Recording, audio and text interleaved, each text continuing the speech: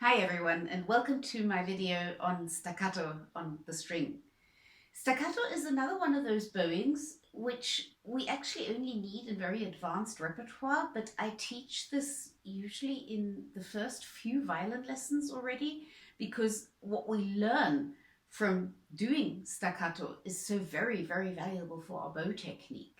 So even for you complete beginners out there, you can start practicing staccato. It'll just be very slow at first. Staccato on the string is a bowing where we are continuously catching the string and releasing. And that is why this bowing is so very healthy for us to practice, even if we are beginners. To catch the string, what we do is we put the bow onto the string. I would suggest the open D string at first. You put the bow onto the string and you bring the stick down by leaning your right hand forward this way. Bring the stick down and you notice that you've caught the string if you can move it from side to side without making a sound. So that means you've caught the string. And you release it as you start playing, just a small up bow. And then you catch it again.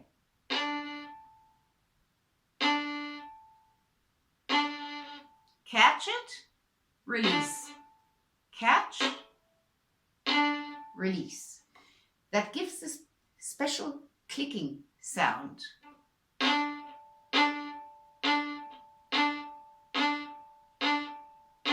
It's that clicking sound that we want.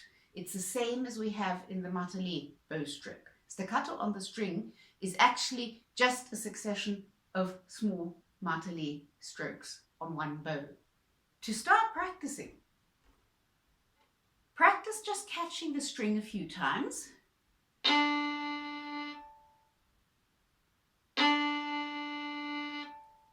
Catch, release, catch, release. Just to get used to catching the string and releasing. The release is very important. If you forget to release, it will scratch. That just means you've forgotten to release. If you don't get the click, then you haven't caught the string properly. So we have the action of catching the string and then the release. Once you've got used to that, you can start doing several small up bows after each other, catching the string for each one.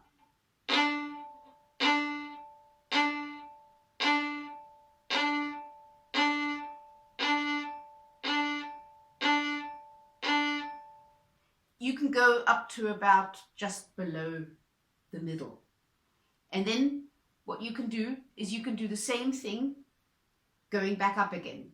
Down bow, catch, release, catch, release.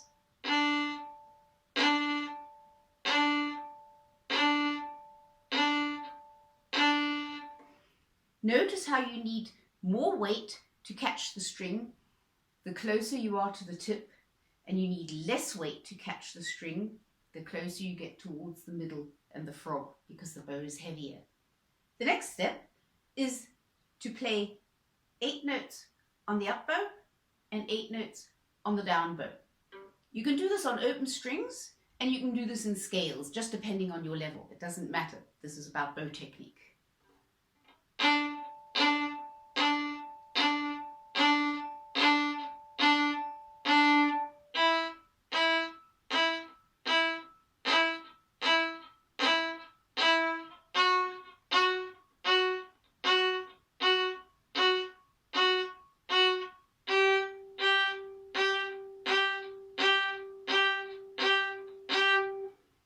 Just doing 8 notes on the up bow and 8 notes on the down bow.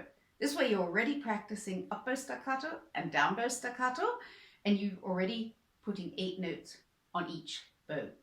Most important thing is that you really give yourself the time to catch the string, catching the string every time.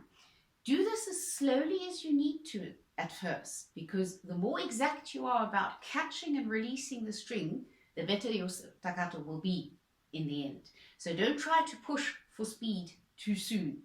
You can speed it up as soon as you feel ready. When you feel this is easy, then you can see if it works a little bit faster.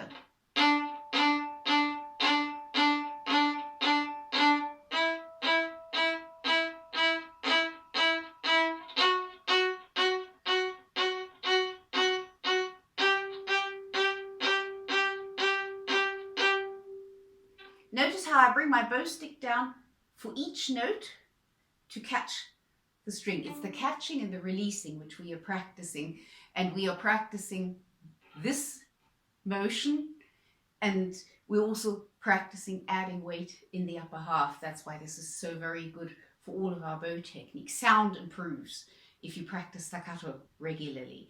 And it doesn't matter whether you just practice it on open strings.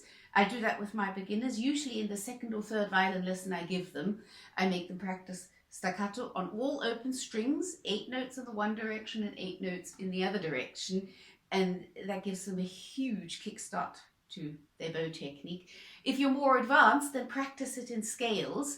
And if you want to make this even more difficult for yourself, what you can do is you can double the amount of notes. So you're not doing 8 notes, but you do 16 notes. In that case, I would suggest adding a long one at the end. So if you want to do 16 notes, that's a little bit faster, then you would do something like this.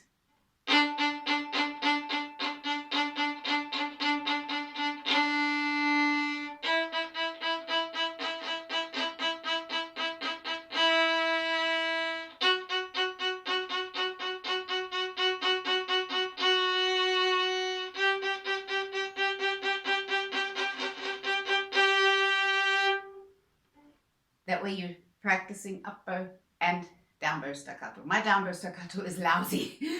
I practice it, but it's nowhere near as good as my up bow staccato. Some people have a very good down bow staccato, some people don't. I don't. That's why I avoid it in repertoire, but I always practice it because I need it for my bow technique. So practice staccato, up bow and down bow. Doesn't matter what speed you practice it at, as long as you make sure that you catch the string properly and you release. Listen to the sound quality of the note after you've released. You want a nice sounding note.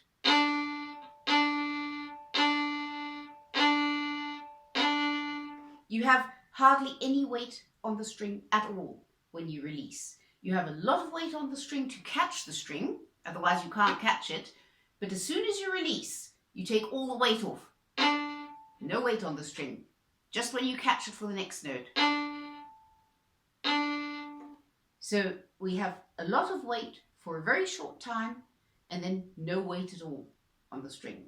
So it's the catching and the releasing, and that gives you a lot of information about the bow stick. That gives your hand a lot of information about the bow stick. You will feel quite different about your bowing if you practice this regularly. I hope you enjoy practicing staccato. I always enjoyed practicing staccato very much. And of course, as always, let me know in the comments if you have any questions, and happy practicing.